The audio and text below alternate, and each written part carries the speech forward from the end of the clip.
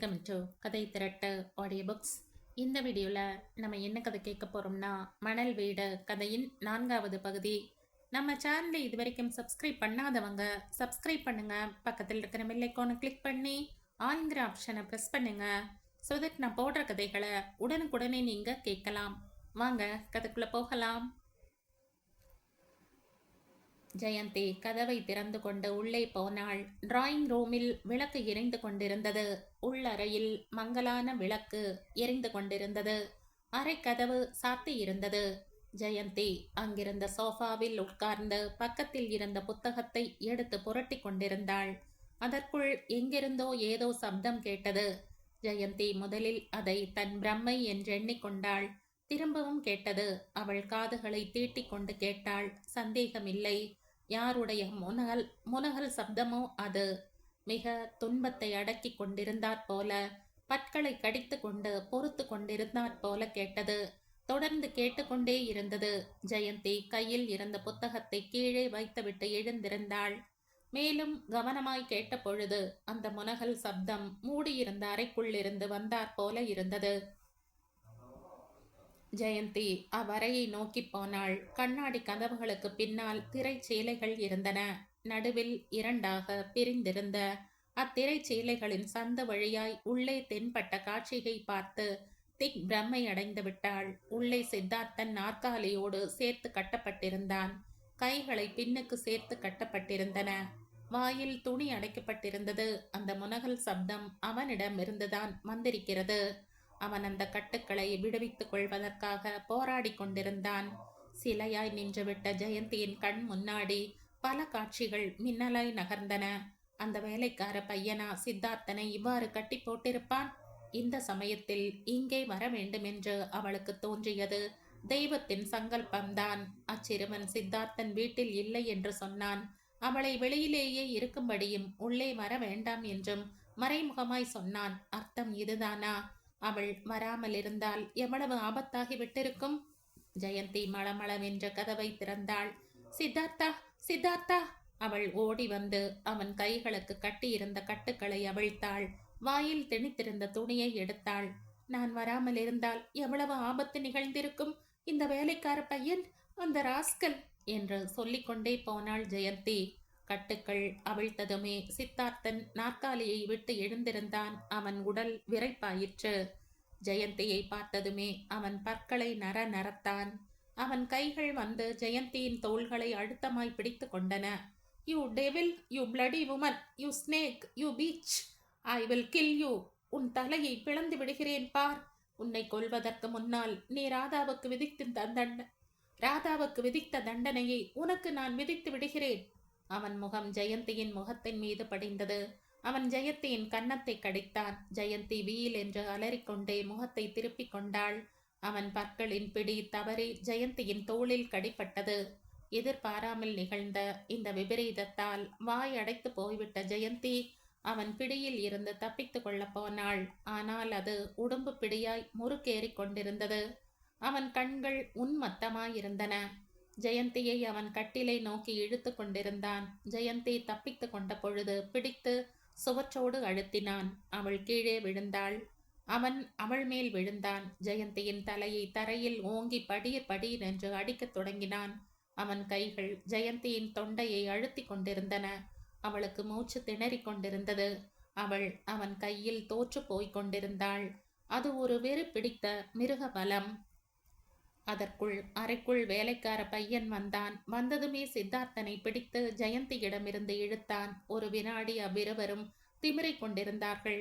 வேலைக்கார பையன் அரும்பாடுபட்டு சித்தார்த்தனின் இரு கைகளையும் பின்னுக்கு இழுத்து பிடித்து கொண்டான். ஜெயந்தி சரையில் என்று தரையில் இருந்து எழுந்திருந்தாள்.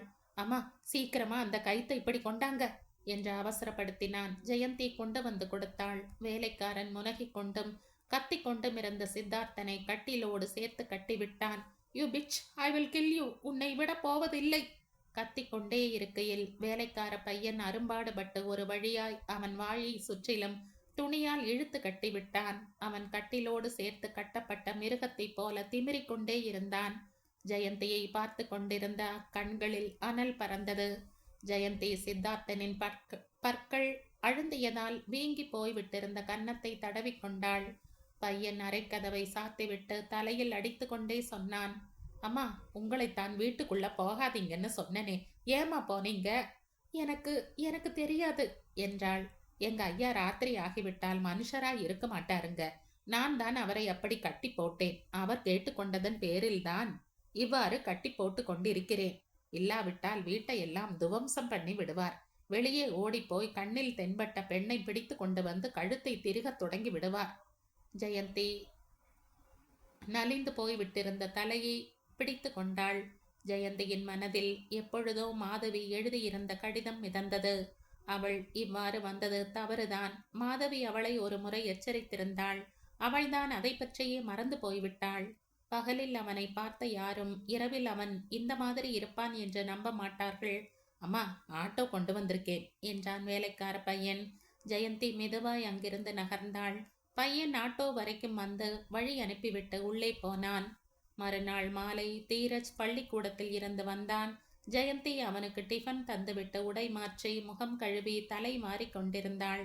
பொன்னையன் தீரஜை விளையாட்டு மைதானத்திற்கு கூட்டி செல்வதற்கு தயாராயிருந்தான். இருட்டுவதற்குள் வந்து விடுங்கள், மகனை எச்சரித்தாள் தலை வாரிக்கொண்டே. அவள் தலைவாரிக்கொண்டே நிமிர்ந்து பார்த்த பொழுது அங்கே சித்தார்த்தன் நின்று கொண்டிருந்தான். அவன் எப்பொழுதும் போல கம்பீரமாய் நிமிர்ந்து நின்று கொண்டிருக்கவில்லை.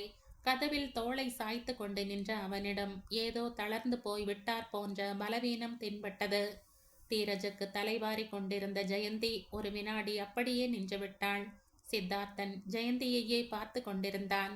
அவன் கண்களில் வேதனை, அந்த முகத்தில் தப்பு பண்ணிவிட்ட சிறுவன் தாய்க்கு முன்னால் நின்றிருந்த ஆதரவில்லாத தன்மை தென்பட்டது. தீரஜ் தாயின் கைகளை விடுவித்துக் கொண்டே சித்தார்த்தனை நோக்கி ஓடினான். சித்தார்த்தன் தீரஜை தூக்கி கொண்டான். தீரஜ் சித்தார்த்தனின் கன்னத்தில் முத்தமிட்டுவிட்டு, நல்ல அங்கிளோனோ, கொஞ்ச நேரம் என்னை விடுங்க, நான் விளையாடிட்டு வர என்றான். சித்தார்த்தன் தீரஜை இறக்கிவிட்டான். தீரஜும் பொன்னையனும் போய்விட்டார்கள்.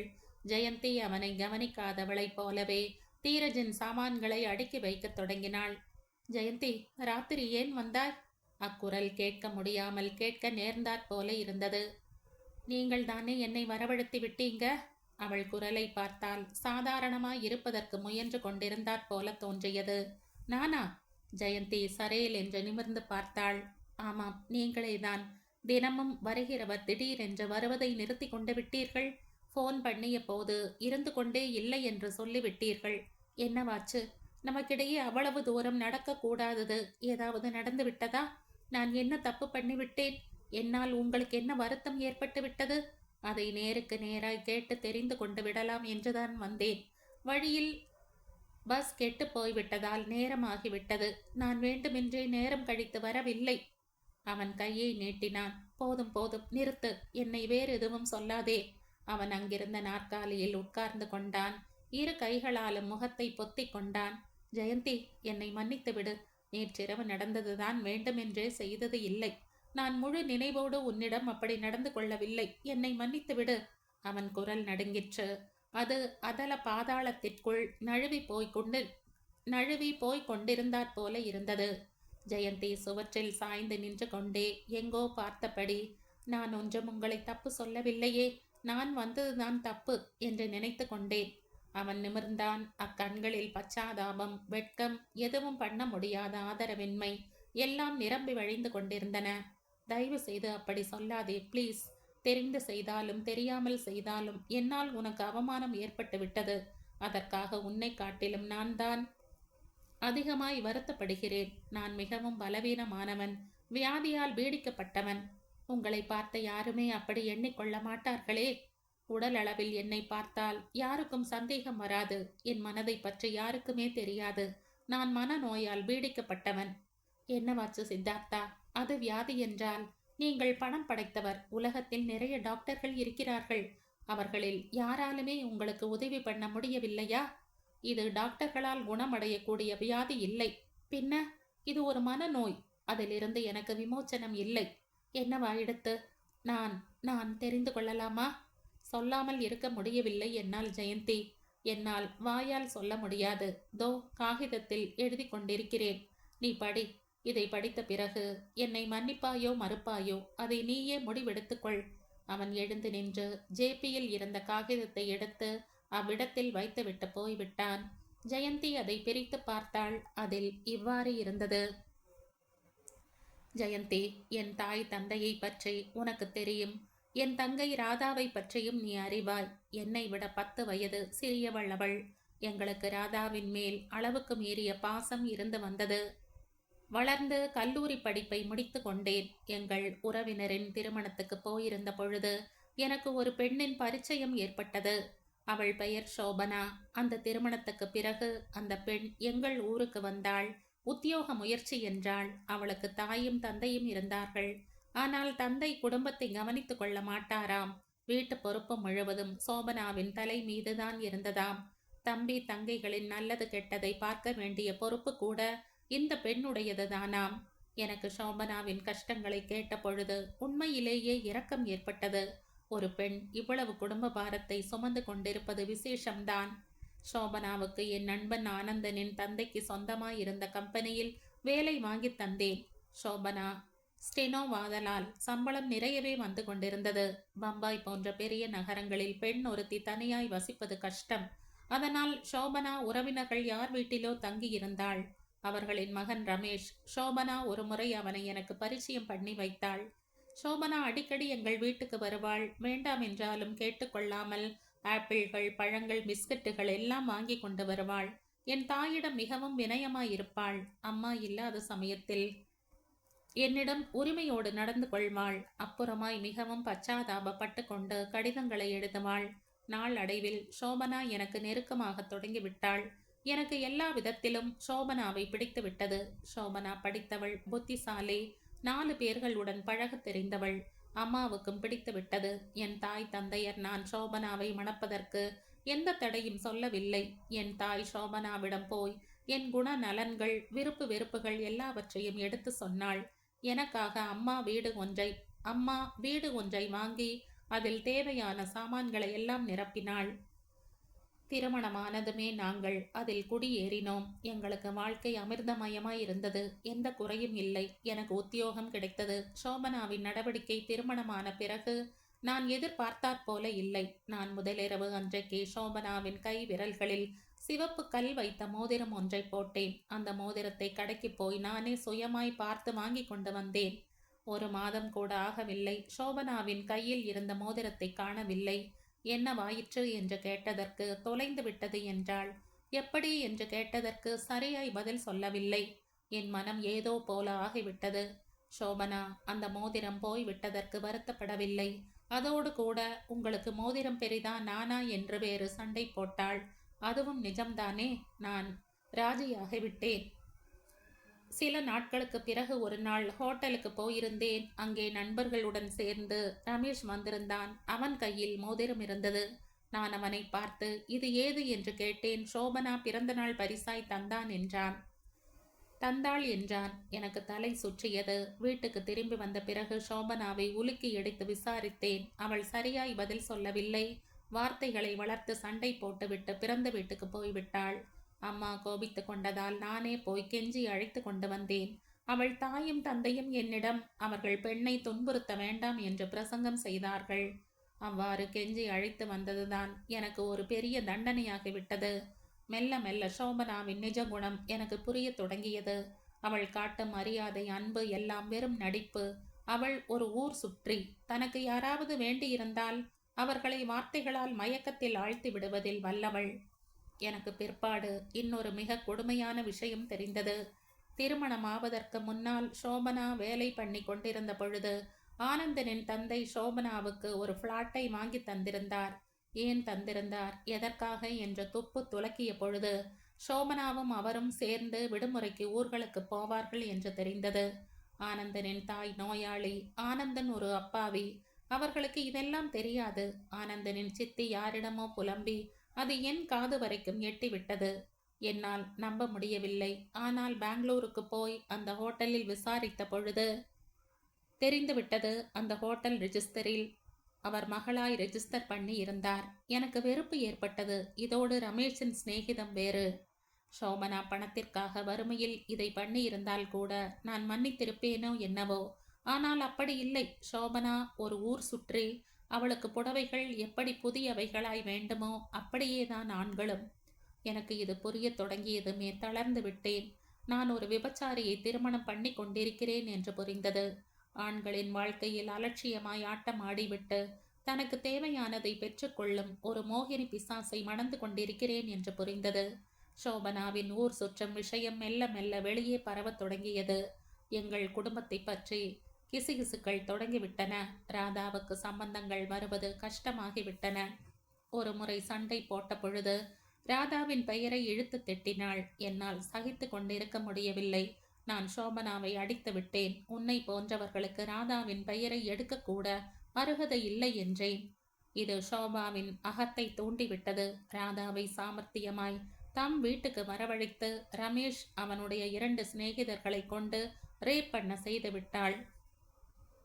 ராதா செத்து போயிருப்பாள். ஆனால் ஒருவாறு பிழைத்து விட்டாள். என்றுமே என்னை கடிந்து கொண்டிராத தாயும் தந்தையும் என்னை நன்றாய் திட்டி தீர்த்து விட்டார்கள். தந்தை என்னை வீட்டை விட்டு போ என்று சொல்லி கத்தினார். நான் என் வீட்டுக்கு வந்தேன். சோபனா ஊருக்கு போனாள். யாருடன் போயிருக்கிறாள் என்று எனக்கு தெரியும். அவளை பிடித்து உலுக்கி எடுக்க வேண்டும் போல் இருந்தது. ஆனால் என்னை கட்டுப்படுத்தி கொண்டேன். அவளை நான் பொறுத்து கொண்டிருந்தேன். அம்மா என் ஆபீஸுக்கு போன் பண்ணினாள். என் மீது எந்த தப்பும் இல்லை என்று தந்தைக்கு நான் நயமாய் எடுத்து சொல்லிவிட்டதாகவும் வர சொல்லியும் அழைத்தாள். நானும் தந்தையை பார்த்து ஒரு முறை பேசிவிட்டால் போதும் என்று எதிர்பார்த்து கொண்டிருந்தேன். அதனால் அன்று மாலையே நான் அவர்கள் வீட்டுக்கு போனேன். வீட்டில் தந்தை மட்டும் தனியாயிருந்தார். அவர் என்னை மன்னித்து விட்டார். நான் சந்தோஷத்தால் பொங்கி போய்விட்டேன். இதில் உன் தப்பு எதுவும் இல்லை. இது நம்ம துரதிர்ஷ்டம். ஆவேசத்தால் உன்னை திட்டக்கூடாத வார்த்தைகளால் திட்டிவிட்டேன் என்று அவர் சொன்னதுமே சிறு பையனைப் போல அவரை கட்டி கொண்டு அழுது தீர்த்து விட்டேன். அம்மா எங்கே என்றேன். உனக்காகவே போயிருக்கிறாள். சித்துவை கூட்டிட்டு வரேன்னு சொன்னாள். ராதா கூட போயிருக்கிறாள் என்றார் அவர். அவன் இங்கே வருவான் என்று தெரியாமல் அம்மா அங்கே போயிருக்கிறாள். அதற்குள் போன் மணி அடித்தது. அப்பா எடுத்துவிட்டு உனக்குத்தான் என்று தந்தார். நான் பேசினேன். வேலைக்கார பையன் பேசினான். வீட்டில் கெரசினாயில் கொட்டி தீ பற்றி கொண்டு விட்டதாம். அவர் அறையெல்லாம் நெருப்பாம். அவள் அழுது கொண்டே சொன்னாள். நானும் தந்தையும் ஓடி வந்தோம். அதற்குள் அக்கம் பக்கத்தார் கூடிவிட்டார்கள். அறை கதவை உடைத்தெறிந்தோம். உள்ளே தீக்கு நடுவே அம்மாவும் ராதாவும் உயிரோடு தகனமாகிக் கொண்டிருந்தார்கள். அதற்குள் நெருப்பணைக்கு மிஞ்சின் வந்து விட்டது. அம்மாவையும் ராதாவையும் ஆஸ்பத்திரியில் சேர்த்தோம். அம்மாவின் உயிர் வழியிலேயே போய்விட்டது. ராதா உயிருக்கு மன்றாடி கொண்டிருந்தாள். ராதா, இந்த விபத்து எப்படி நடந்ததுமா என்றே. அண்ணா, அண்ணிக்கும் அம்மாவுக்கும் சண்டை வந்தது. அண்ணி கெரசினாயிலை கொண்டு வந்து எங்கள் மீது ஊற்றிவிட்டு தீக்குச்சியை கிழித்து எறிந்துவிட்டு கதவை சாத்தி கொண்டு போய்விட்டாள் என்றாள். போலீசார் வந்தார்கள். ராதாவால் பாதையை கூட திரும்பவும் சொல்ல முடியவில்லை. உயிர் போய்விட்டது. தந்தை சலனமில்லாமல் உட்கார்ந்திருந்தார். அவருக்கு ஷாக் அடித்து விட்டது. படுத்துக்கொள்ள மாட்டார், பேச மாட்டார், அப்படியே உட்கார்ந்திருப்பார். நான் சோபனாவின் மீது கேஸ் போட்டேன். அதற்கு பலமான சாட்சி வேலைக்கார பையன். அவன் கோர்ட்டில் எங்களுக்கு எதிர்ப்பதமாய் சாட்சி சொன்னான். எங்க அம்மாவும் ராதாவும் சேர்ந்து சோபனாவை கொல்ல பார்த்தார்களாம். அந்த விபத்தில் சோபனா தப்பித்து கொண்டு விட்டாள். அவர்களே பலியாகி விட்டார்களாம். நான் அவனை அடிக்க போன பொழுது ஜட்ஜ் கண்கள் சிவக்க உறுத்து பார்த்தார். சோபனா அழுது கொண்டே தன் குடித்தனம் திருமணம் ஆனதில் இருந்தே இப்படித்தான் இருந்து கொண்டிருக்கிறது என்று சொன்னாள். பேப்பரில் சோபனாவுக்கு தப்பிய வரதட்சணை மரணம் என்ற செய்திகள் வெளிவந்தன. சோபனா பேப்பர்காரர்களை நன்றாய் பிடித்து கொண்டிருந்தாள். என் போட்டோவை போட்டார்கள். என்னை திட்டி கடிதங்கள் வந்தன. அநியாயம் நிகழ்ந்தது எனக்கு. ஆனால் சோபனாவுக்கு எல்லோருடைய இரக்கமும் ஒரு வாரத்திற்குள்ளாகவே தந்தையும் மாரடைப்பில் இறந்து விட்டார். ஒரே வாரத்தில் 3 பேரை இழந்துவிட்ட துரதிர்ஷ்டக்காரன் நான். சோபனா விவாகரத்திற்காக கேஸ் போட்டாள். தந்துவிட்டேன். என் பணத்தில் பெரும் பங்கு அவளுக்கு போய்விட்டது. சோபனா ரமேஷை திருமணம் பண்ணி கொண்டாள். என் கையால் ஆகாத தனமும் சாமர்த்தியம் இல்லாத தன்மையும் சோபனாவை ஒன்றும் பண்ண முடியாமல் என் மனதை சித்திரவதை பண்ண தொடங்கியது. நான் ஒரு கோழை, கையால் ஆகாதவன் என்று என்னையே குத்தி காட்ட தொடங்கியது. இருட்டிவிட்டால் என்னால் இந்த அவஸ்தையை தாங்க முடியாமல் போய்விடும். என்னால் தனியாய் இருக்க முடியாது. ஒரு விதமான வெறி என்னை சூழ்ந்து கொண்டு விடும். அந்த சமயத்தில் பெண் யாராவது தென்பட்டு விட்டால் நான் அவளை பிடித்து கொன்று போட்டுவிட வேண்டும் போல இருக்கும். அதனால் தான் என்னையே நான் கட்டி போட்டு கொள்ளத் தொடங்கினேன்.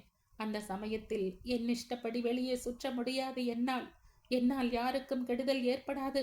இந்த ரகசியம் என் சிநேகிதர்களுக்கு கூட தெரியும். அதனால் தான் அவர்கள் இருட்டி வெகு நேரமான பிறகு என்னிடம் இருக்க மாட்டார்கள். இரவு வந்துவிட்டால் எனக்கு நானே விதித்து கொள்ளும் இந்த பயங்கரமான தண்டனை என் வேலைக்காரனுக்கு தெரியும். ஜெயந்தி, இதுதான் என் குறைபாடு. நான் ஒரு பைத்தியக்காரன், பலவீனமானவன். நீ என்னை மன்னிப்பாயோ அல்லது என்னை வெறுத்து ஒதுக்குவாயோ தெரியாது. எல்லாம் உன் இஷ்டம். இப்படிக்கே சித்தார்த்தன். ஜெயந்தி படித்து முடித்ததும் அவளை அறியாமலேயே கண்களில் கண்ணீர் ததும்பிற்று. சித்தார்த்தனுக்கு போன் பண்ணுவதற்காக மளமளவென்று செருப்பை மாட்டிக்கொண்டாள். வராந்தாவில் இறங்கி வந்து கொண்டிருக்கும் பொழுது ஷெட் கதவுகள் திறந்திருந்தன. ஜெயந்தி அந்த இடத்திற்கு வந்து கதவை இழுத்து சாத்த போன பொழுது அங்கிருந்த பெஞ்சில் சித்தார்த்தன் உட்கார்ந்து கொண்டிருந்ததை பார்த்தாள். அவன் அடி உண்ட பூனை குட்டியைப் போல முழங்கால்களில் தலையை புதைத்து கொண்டு உட்கார்ந்திருந்தான். புலியைப் போல கம்பீரமாயிருக்கும் சித்தார்த்தனிடம் தென்பட்ட இந்த தீன தோற்றமும் செய்வதறியாத தன்மையும் ஜெயந்தியின் இதயத்தை கலக்கிவிட்டன. ஒரு நிமிஷம் தடுமாறிவிட்டு உள்ளே வந்தாள். சித்தார்த்தன் அழைத்தாள். அவன் திடுக்கிட்டு நிமிர்ந்து பார்த்தான். ஜெயந்தி இனிமையாய் அழகாய் பொன்முறுவல் பூத்தாள். அந்த கண்களில் பொறுமை தெரிந்தது. சித்தார்த்தன் நம்ப மாட்டாதவனாய் பார்த்தான். ஜெயந்தி, என் மீது உனக்கு கோபம் இல்லையே? இல்லை என்று தலையாட்டினாள். பெஞ்சியில் உட்கார்ந்து கொண்டாள். அவன் ஒரு வினாடி ஜெயந்தியின் முகத்தை ஏற இறங்க பார்த்தான். ஜெயந்தி முறுவலுடன், சித்தார்த்தன், நான் உங்கள் சிநேகிதி. சிநேகம் என்றால் புரிந்து கொண்டு நெருங்கி வருவது, தப்பாய் புரிந்து கொண்டு தூரமாகி போவது இல்லை. சித்தார்த்தன் குனிந்தான். அடுத்த நிமிஷம் அவன் தரையில் முழங்காலிட்டு சரிந்தான். அவன் தலை ஜெயந்தியின் மடியில் இருந்தது. அவன் கை விரல்கள் ஜெயந்தியின் புடவை கொசவங்களை அழுத்தமாய் பற்றி கொண்டிருந்தன. ஜெயந்தி, நீதான் எவ்வளவு நல்லவள் என்றான். தொண்டை அடைக்க ஜெயந்தி அவன் தலையை பரிவோடு தடவினாள். அந்த நிமிஷத்தில் அவன் அனுபவித்துக் கொண்டிருந்த தனிமை துன்பத்தை பற்றி ஜெயந்தியால் தவிர வேறு யாரால் அவ்வளவு நன்றாய் புரிந்து கொள்ள முடியும்? அன்றையில் இருந்து சித்தார்த்தன் ஜெயந்தி இருவருக்கும் இடையே இருந்து வந்த சிநேகம் மேலும் அதிகரித்தது. இருவரும் எப்பொழுது எந்த வேலை செய்தாலும் அது இன்னொருத்தருக்கு எந்த விதத்தில் உபயோகப்படும் என்றே சிந்திப்பார்கள். அவர்கள் இருவருக்கும் இடையே இருந்து வந்த சிறு வயது தோழமை கடற்கரையோரத்தில் வளர்ந்த தென்னையின் இனிப்பான இளநீரைப் போலவும், காவேரியின் மீது சூரிய கிரணங்கள் பட்டு தென்படும் ஒளியைப் போலவும் மனோகரமாய் நதிக்கரையில் மலர்ந்து அழகை எடுத்து காட்டிக் கொண்டிருக்கும் நீர் போவை போலவும் நாளுக்கு நாள் புதிய மலர்ச்சியை அள்ளி வீசிக்கொண்டே ஒருவர் வாழ்க்கையின் தனிமையை இன்னொருவர் மூலமாய் போக்கடிக்கும்படியாய் செய்ய தொடங்கியது. சித்தார்த்தனின் மனசு சதா ஜெயந்தியின் வீட்டு பொருளாதார நிலைமையை எந்த விதமாய் முன்னுக்கு கொண்டு வரலாம் என்றே தவித்து கொண்டிருந்தது. ஜெயந்தியின் மனசு சதா சித்தார்த்தனின் மனதில் உள்ள தனிமையை எந்த விதமாய் போக்கடிக்கலாம் என்ற யோசனையிலேயே ஈடுபட்டு கொண்டிருந்தது.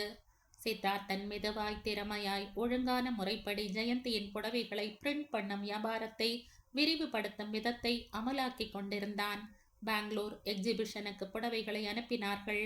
தீரஜின் பரீட்சை இருந்ததால் ஜெயந்தியால் அங்கே போக முடியவில்லை. அதனால் அவள் சிநேகிதி உமாவை அனுப்பினார்கள். உமாவுக்கு மிகவும் சந்தோஷம். அவள் வாயை திறந்தாள். ஜெயந்தியை பற்றிய புகழ்ச்சியாகவே இருக்கும்.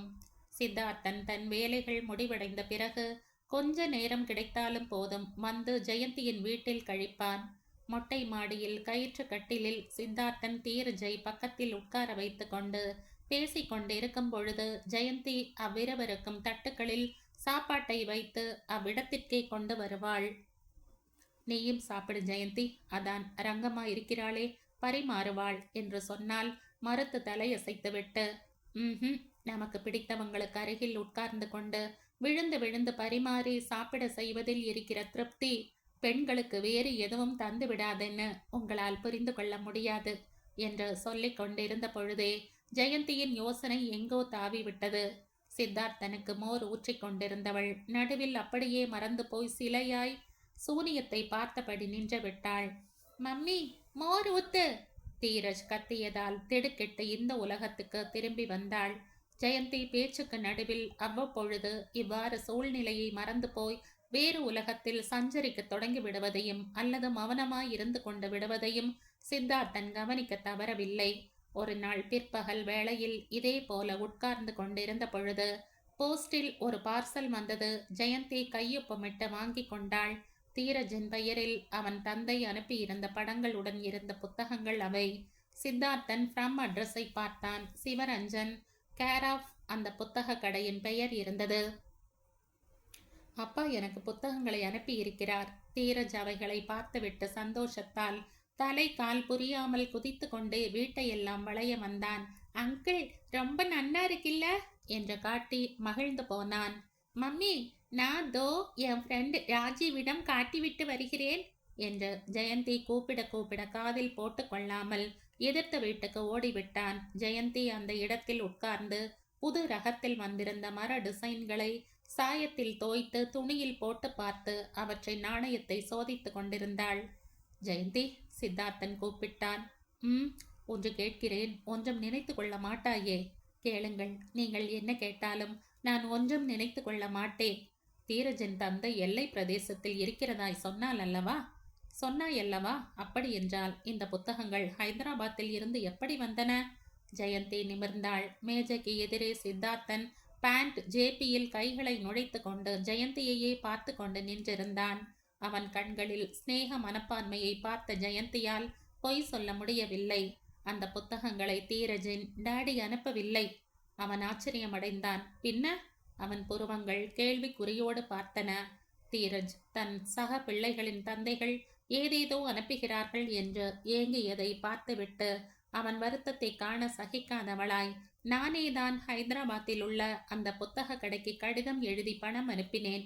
அந்த கார்டை அத்துடன் இணைத்து அனுப்ப சொல்லி கேட்டுக்கொண்டேன். தீரஜுக்கு அன்போடு தந்தை என்ற வாக்கியங்களை நான் தான் எழுதினேன். அப்படியானால் தீரஜின் தந்தை? அந்த பேச்சு வேண்டாம் ப்ளீஸ். உங்களுக்கு இன்னும் புரியவில்லையா? அது சொல்லக்கூடிய விஷயமாய் இருந்தால் நான் எப்பொழுதோ சொல்லி இருப்பேன்.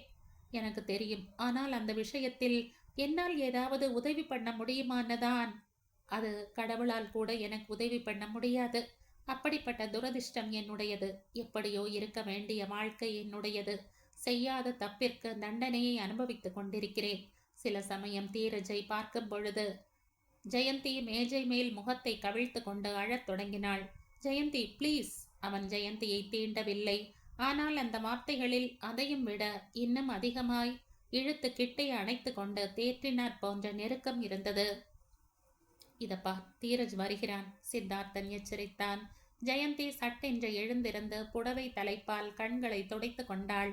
தீரஜ் தந்தையின் போட்டோவிற்கருகில் ஓடினான். தேங்க்யூ டாடி, புத்தகங்கள் ரொம்ப ஜோராயிருக்கின்றன. போட்டோவில் தென்பட்ட இளைஞனின் கன்னத்தில் முத்தமிட்டான்.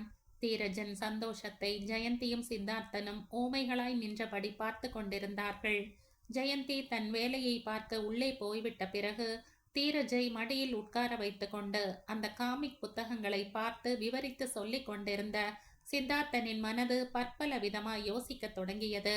தீரஜின் தந்தை விஷயத்தில் உண்மையில் ஜெயந்திக்கு உள்ள பிரச்சனை என்ன? நிறைய பேர் ஜெயந்தியை பற்றி என்னென்னவோ சொல்வதை அவன் அறிவான். பாகியத்தம்மாள் ஜெயந்திக்கு திருமணமே ஆகவில்லை என்று சொல்கிறாள். தீரஜ் யாரோ அனாமத்தான ஆளுக்கு பிறந்தவன் என்று சொன்னாள். சில பேர் கணவன் அவளை விட்டுவிட்டு போய்விட்டான் என்று சொன்னார்கள். சிலர் காதலித்து கர்ப்பமானதுமே அவன் ஏமாற்றிவிட்டு ஓடி போய்விட்டான் என்றார்கள். இதில் எது உண்மை? மாதவியை கேட்ட பொழுது ஏதோ ஒன்று ஆயிடுத்து. உனக்கு என்ன வந்தது? நீ ஒன்றும் ஜெயந்தியை கல்யாணம் பண்ணிக்க போவது இல்லையே. பண்ணிக்க வேண்டும் என்று எண்ணிக்கொண்டிருக்கிறாயா? சொல்லு என்று உலுக்கி எடுத்து அவனால் பதில் சொல்ல முடியாமல் திணறும்படி செய்து விட்டாள். எது என்னவா இருந்தாலும் ஒன்று மட்டும் உண்மை. ஜெயந்தியின் வாழ்க்கையில் தீரஜின் தந்தை விஷயத்தில் ஏதோ நடக்கக்கூடாத விஷயம்தான் நடந்திருக்கிறது. அது ஜெயந்தி வாயை திறந்து சொல்ல முடியாத விஷயமாய்தான் இருக்க வேண்டும். சித்தார்த்தனின் மனதில் திடீரென்று தோன்றியது. இந்த புத்தகங்களை தந்தை அனுப்பியவை என்று ஜெயந்தி தீரஜின் மனதை திருப்தியடைய செய்வதற்காக எப்படி சொன்னாளோ அதே போல தான் இருக்கும் இந்த போட்டோவும் ஒரு கால் இந்த போட்டோவில் இருக்கிற நபர் தீரஜின் தந்தையே இல்லையா? சித்தார்த்தனுக்கு பிரச்சனை விடுபட்டு விட்டாற் போல ஆயிற்று. சித்தார்த்தனின் கைக்கு தீரஜின் உடம்பு சூடாய்ப்பட்டது. இதென்ன இப்படி கொதிக்கிறதே என எண்ணிக்கொண்டான். அதற்குள் ஜெயந்தி அங்கே வந்தாள். ஜெயந்தி, தீரஜின் உடம்பு கொதிக்கிறதா பார் என்றான். ஜெயந்தி பார்த்தாள். கொஞ்சம் சூடாகவே இருந்தது. வேண்டாம் என்றால் கேட்டால்தானே? நேற்றெல்லாம் குழாயடியில் தலைக்கு குளிக்கிறேன்னு அடம் பிடித்து குளித்தான் என்றாள். போய் தெர்மாமீட்டரை கொண்டு வந்தாள். சித்தார்த்தன் தெர்மாமீட்டரை வைத்து பார்த்தான். ஜூரம் 100 டிகிரி இருந்தது. இன்றைக்கு சாப்பாடு வேண்டாம் என்றாள் ஜெயந்தி. பயம் ஒன்றுமில்லை, கவலைப்படாதே என்றான் சித்தார்த்தன். இருட்டிவிட்டது. அவன் போய்விட்டான். ஜெயந்தி மகனுக்கு பக்கத்தில் உட்கார்ந்து கொண்டு சித்தார்த்தனை பற்றி யோசிக்கத் தொடங்கினாள். சித்தார்த்தன் மன நோயாளி என்று தெரிந்ததுமே அவள் சித்தார்த்தனின் டாக்டரிடம் போய் விசாரித்தாள். அவரை நன்றாய் இதமாய் பார்த்து கொள்கிற நபர் வேண்டும் அம்மா. அந்த நேரத்தில் அவரிடம் இருந்து கொண்டு அவர் மனதை அந்த யோசனைகளில் இருந்து திருப்பக்கூடிய நபர் வேண்டும். அதற்கு நிறைய பொறுமையும் முக்கியமாய் அவர் மீது அளவுக்கு மீறி விருப்பம் இருக்கக்கூடிய நபராய் இருந்தால்தான் இந்த காரியம் நடக்கும். அவர் அது ஒரு வியாதி என்று எண்ணிக்கொண்டிருக்கிறார். இல்லவே இல்லை, அது ஒரு மானசீகமான பலவீனம். அவரை அவருக்கு தெரியாமலே அதிலிருந்து வெளியே கொண்டு வர வேண்டும் என்றார். ஜெயந்தி யோசித்தாள். சித்தார்த்தனை அவளால் எந்த விதத்தில் அதில் இருந்து வெளியே கொண்டு வர முடியும்? பயங்கரமான வேதனை நிரம்பிய கடந்த கால நினைவில் இருந்து அவனை வெளிக்கொணர்ந்து சாதாரண மனிதனாக்க வேண்டும். அவளுக்காக இவ்வளவு உதவி பண்ணுகிற அவனுக்கு அவள் இல்லாமல் வேறு யார் உதவி பண்ணுவார்கள்? அவனை அக்கடந்த கால நினைவில் இருந்து வெளியேற்ற வேண்டிய கடமை அவளை சேர்ந்தது. அவன் சாதாரண மனிதனாய் பழையபடி மாற வேண்டும். ஜெயந்தியின் மனதில் ஒரு உறுதி ஏற்பட்டது. தீரஜ் தூக்கத்தில் திடுக்கிட்டான். ஜெயந்தி அவன் உடம்பில் கை வைத்து பார்த்தாள். அனல் பறந்து கொண்டிருந்தது. மறுநாள் மாலைக்குள் தீரஜுக்கு நல்ல ஜுரம் வந்துவிட்டது. குளிரும் சளியும் இருந்தன. மூச்சு விட முடியாமல் தவித்தான். சளி ஜுரம் என்றெண்ணிக்கொண்ட ஜெயந்தி மிளகு போட்ட பாலை குடிக்க செய்தாள். டாக்டர் ஊரில் இல்லை. மாலைக்குள் தீரஜ் மூச்சு விட முடியாமல் தத்தளித்தான். ஜுரம் அதிகமாயிருந்தது. சித்தார்த்தன் வந்தான். தீரஜுக்கு ஜுரம். இன்றைக்கு பள்ளிக்கூடத்திற்கு கூட போகவில்லை என்று ஜெயந்தி சொன்னதுமே தீரஜின் கட்டிலுக்கருகில் போய் தீரஜ், தீரஜ் என்று தட்டி கூப்பிட்டான். தீரஜ் பதில் குரல் கொடுக்கவில்லை. அரும்பாடுபட்டு மூச்சு விட்டு கொண்டிருந்தான். டாக்டர் என்ன சொன்னார்? நிமிர்ந்து ஜெயந்தியை பார்த்து கேட்டான். டாக்டர் ஊரில் இல்லை, மிளகு போட்ட பாலை கொடுத்தேன் என்றாள். சித்தார்த்தன் ஒரு வினாடி உதட்டை கடித்து கொண்டே தீரஜை கூர்ந்து பார்த்தான். அவன் புருவங்கள் முடிச்சேறின. பிறகு தீரஜை தூக்கி தோளில் போட்டு கொண்டே, ஜெயந்தி, தீரஜை எனக்கு தெரிந்த டாக்டர் ஒருவரிடம் கூட்டிட்டு போகிறேன், வா, மேலே போர்த்துவதற்கு ஏதாவது கொண்டா என்றான். ஜெயந்தி ஓடிப்போய் டர்க்கி டவலை கொண்டு வந்து சித்தார்த்தனின் தோளில் இருந்த தீரஜுக்கு போர்த்தினாள். சித்தார்த்தனும் ஜெயந்தியும் டாக்டரிடம் போனார்கள். அவர் சித்தார்த்தனை பார்த்ததுமே எஞ்சிய நோயாளிகளை விட்டுவிட்டு என்ன என்று வந்தார். சித்தார்த்தன் தீரஜை பற்றி சொன்னான். அவர் தீரஜை பரிசோதித்துவிட்டு நுரையீரல் நிமோனியா, உடனே ஆஸ்பத்திரியில் சேர்க்க வேண்டும், ஆக்சிஜன் கொடுக்க வேண்டும் என்றார். அங்கிருந்து அந்த தெரு கோடியிலே இருந்த அவருடைய நர்சிங் ஹோமில் சேர்த்தார்கள். டாக்டர் உத்தரவிட்டபடி நர்ஸுகள் மளமளவென்று பெட்டை சுத்தம் பண்ணி ஆக்சிஜன் சிலிண்டரை கொண்டு தீரஜின் மூக்கில் செலுத்த ஏற்பாடு செய்தார்கள். டாக்டர் இன்ஜெக்ஷன் மருந்தை எழுதி தந்து சித்தார்த்தனை வாங்கி கொண்டு வரும்படி சொன்னார். ஜெயந்தி சிலையாய் நின்று கொண்டிருந்தாள். தீரஜுக்கு என்னவாகி விட்டதோ என்று குழப்பமாகவும் கலக்கமாகவும் இருந்தது அவளுக்கு.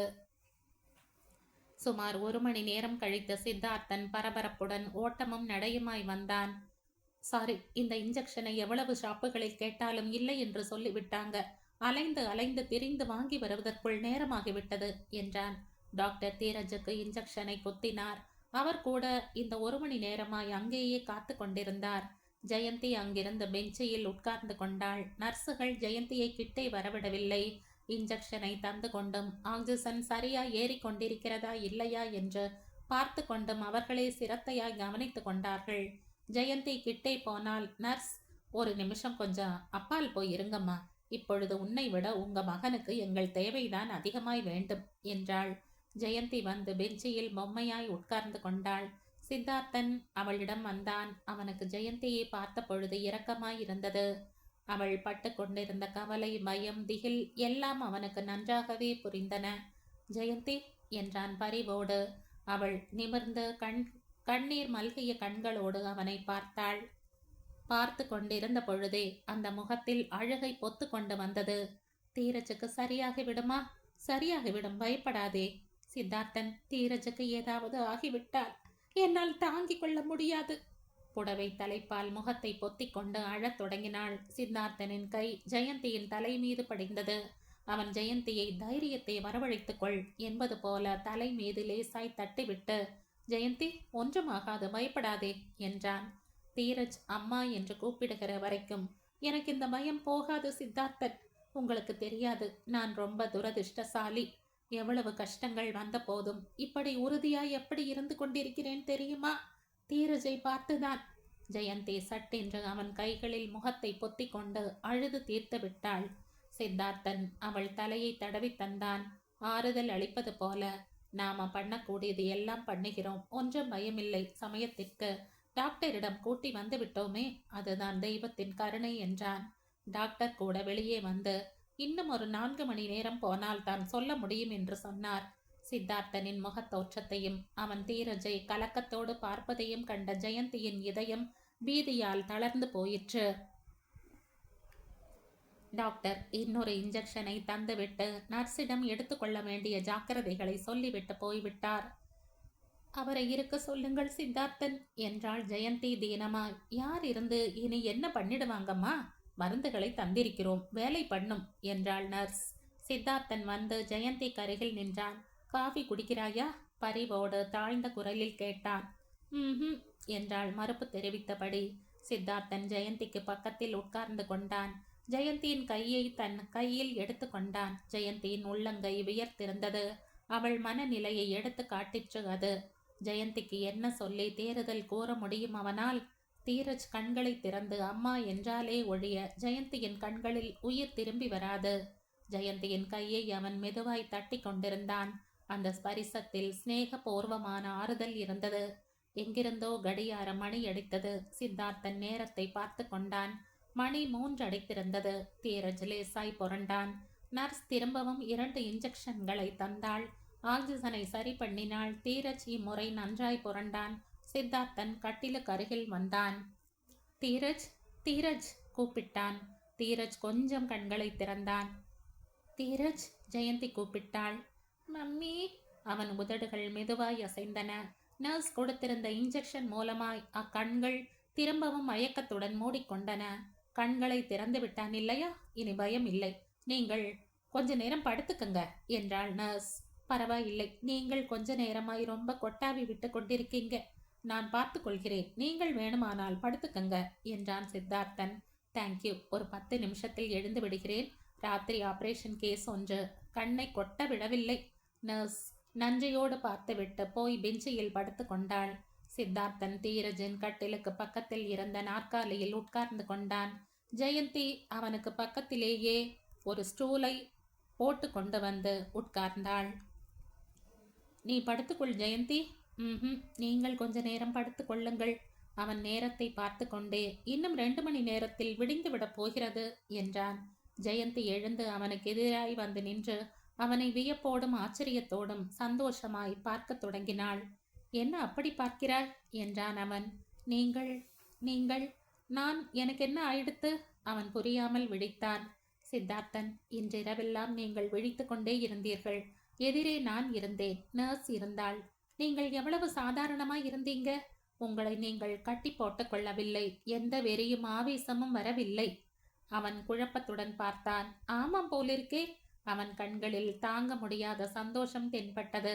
ஜெயந்தி சந்தோஷத்துடன் அவன் கைகள் 2ஐயும் பிடித்து கொண்டு தன் மார்போடு வைத்து கொண்டே சிறு பெண்ணை போல பார்த்து, பார்த்தீர்களா, நான் சொன்னதுதான் நிஜம்.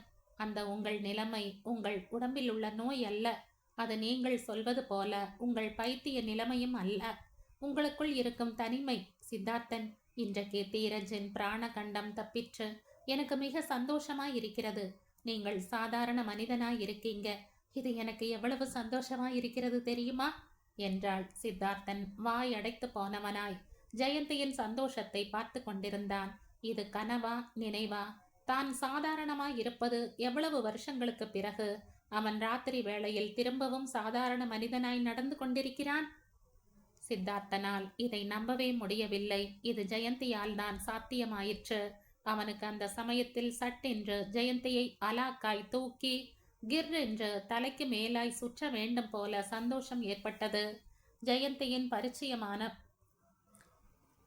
பரிச்சயமான பிறகு அவன் மனநிலை மெல்ல மெல்ல நார்மலுக்கு வந்து கொண்டிருக்கிறது. அவன் நாள் எல்லாம் முடிந்தவரை அதிக நேரத்தை ஜெயந்தி தீரஜுடனேயே கழித்து வருகிறான்.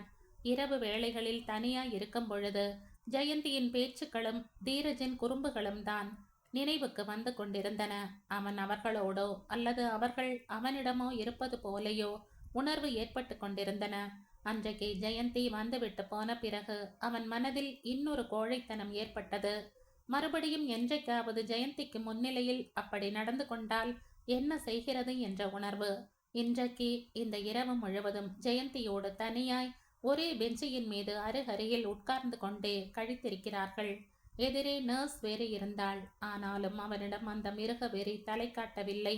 அவனை அடக்கி ஆண்டு கொண்டிருந்த அந்த நிலைமை இன்றைக்கு தோற்றோடி விட்டார் போல் இருந்தது. இதற்கு காரணம் யார்? ஜெயந்தி. ஜெயந்தியின் பண்பும் நெருக்கமும் அவன் வாழ்க்கையிலும் மனதிலும் படித்து விட்டிருந்த அழுக்கை நீக்கிவிட்டன. ஒரு வாரம் கழிந்தது. தீரஜுக்கு நோய் தணிந்தது. ஆஸ்பத்திரியில் இருந்து வீட்டுக்கு அழைத்து வந்தார்கள். தீரஜ் இன்னும் பலவீனமாகவே இருந்தான். பள்ளிக்கூடத்திற்கு இன்னும் ஒரு வாரம் வரை அனுப்ப வேண்டாம் என்று டாக்டர் சொன்னார். சித்தார்த்தன் தினமும் வந்து கொண்டிருந்தான். அவன் வரிசையாய் 4 நாட்கள் ஆஸ்பத்திரியில் தீரஜிற்காக ராத்திரி வேளைகளில் விழித்து கொண்டிருந்தான். ஜெயந்தி விழித்து கொண்டிருப்பதாய் சொன்ன போதிலும், நீ பகலெல்லாம் பார்த்து கொண்டாய், அது போதும், நீ படுத்துக்கொள் என்று சொல்வான். ஜெயந்தி பதில் பேசாமல் அவன் சொன்னபடி செய்வாள். சித்தார்த்தன் நிலைமையை தன் கையில் எடுத்துக்கொண்டு தானே எல்லா ஜாக்கிரதைகளையும் மேற்கொண்டான். ஜெயந்தியின் சாப்பாடு காஃபி விஷயத்தை கூட அவனே பொறுப்பு எடுத்துக்கொண்டு ரங்கம்மாவை வீட்டில் இருந்து கொண்டு வரும்படி உத்தரவிட்டான். இந்த விதமாய் சித்தார்த்தன் தன் தேவைகள் எல்லாவற்றையும் தான் தலையிடாமலே தீர்த்து கொண்டிருந்தது. ஜெயந்திக்கு பல ஆண்டுகளுக்கு பிறகு திரும்பவும் நிம்மதியாய் வாழத் தொடங்கினார் போல இருந்தது. ஜெயந்தியின் வாழ்க்கையில் படிந்து விட்டிருந்த இருட்டு இந்த விதமாய் சித்தார்த்தனின் வரவால் மாயமாகிவிட்டது. அவன் பேங்கில் இருந்து ஜெயந்தியின் பேரில் கடன் வாங்கி தந்து பெரிய கடை வீதியில் ரெடிமேட் துணிக்கடை ஒன்றை திறக்க செய்தான். ஜெயந்திக்கு பேங்குக்காரர்கள் கடன் தருவதற்கு அவன் உத்தரவாத பத்திரத்தில் கையெழுத்து போட்டான்.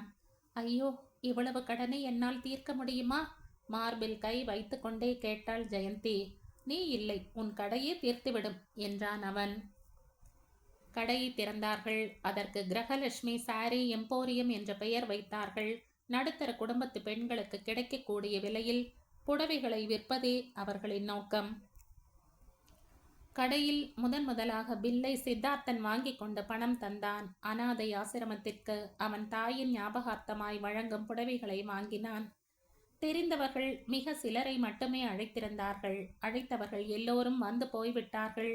ஜெயந்தி கடைக்கு வெளியே நின்று கிரகலட்சுமி சாரி எம்போரியம் என்று எழுதியிருந்த போர்டை ஆசை தீர பார்த்து கொண்டிருந்தாள் சந்தோஷமாய். என்ன பார்க்கிறாய்? சித்தார்த்தன் அங்கே வந்து கேட்டான். வெளியே போர்டிற்கருகில் கலரான விளக்குகளின் தோரணங்கள் தொங்கிக் கொண்டிருந்தன. உங்கள் காலில் விழுந்து நமஸ்காரம் பண்ண வேண்டும் போல் இருக்கிறது சித்தார்த்தன். இப்படிப்பட்ட பைத்தியகரத்தனமான வார்த்தைகளை சொன்னால் உன் கண்ணில் தென்படாமல் ஓடி போய்விடுவேன் தெரியுமா? சில விஷயங்களில் எனக்கு எத்தனை பொறுமை உண்டோ அத்தனை கோபமும் வந்துவிடும் என்றான் அவன். அம்மா, நீங்க ஸ்வீட் சாப்பிடலையே என்றான். ரங்கம்மா ஸ்வீட்டை கொண்டு வந்து நீட்டியபடி ஜெயந்தி எடுத்துக்கொண்டு சித்தார்த்தனுக்கு தந்தாள். சித்தார்த்தன் அதை வாங்கி கொண்டு ஜெயந்தியின் வாயில் வைத்தான். சாப்பிடு, பரவாயில்லை. யாரும் ஒன்றும் நினைத்து கொள்ள மாட்டாங்க. எண்ணிக்கொண்டாலும் பரவாயில்லை. நம்ம பந்தம் எப்படிப்பட்டதுன்னு நமக்கு தெரியும். கடை மூடிய பிறகு சித்தார்த்தன் ஜெயந்தியையும் ரங்கம்மா, பொன்னையன், தீரஜையும் வீட்டில் இறக்கி விட்டு போனான். வீட்டுக்கு வந்து உடை மாற்றிக்கொண்டான். ராத்திரி வேளைகளில் அவனை கட்டி போடும் நாற்காலியும் கயிறும் துணியும் அவ்விடத்திலேயே கிடந்தன. அவன் வேலைக்காரனிடம், நான் ஏதாவது கொஞ்சம் வெறி வெடித்தாற் போல நடந்து கொண்டாலும் என்னை அத்துடன் கட்டி போட்டுவிடு என்று உத்தரவிட்டிருந்தான். ஆனால் தீரஜை ஆஸ்பத்திரியில் சேர்த்த தினத்தில் இருந்து அதற்கு தேவையே ஏற்படவில்லை. தீரஜ் வீட்டுக்கு வந்த பிறகு ஜெயந்தி திறக்கப் போகும் இந்த கடை விஷயம் அல்லும் பகலும் அதே நினைவாக இருந்து கொண்டிருந்தது. அவன் கட்டிலுக்கு பக்கத்தில் இருந்த மேஜை மீது ஒரு போட்டோ இருந்தது. சமீபத்தில் தீரஜின் பிறந்த நாள் அன்றைக்கு எடுத்த போட்டோ அது. சித்தார்த்தன் தீரஜை தூக்கி வைத்து கொண்டு வாயில் கேக்கை கொடுத்து கொண்டிருந்தான்.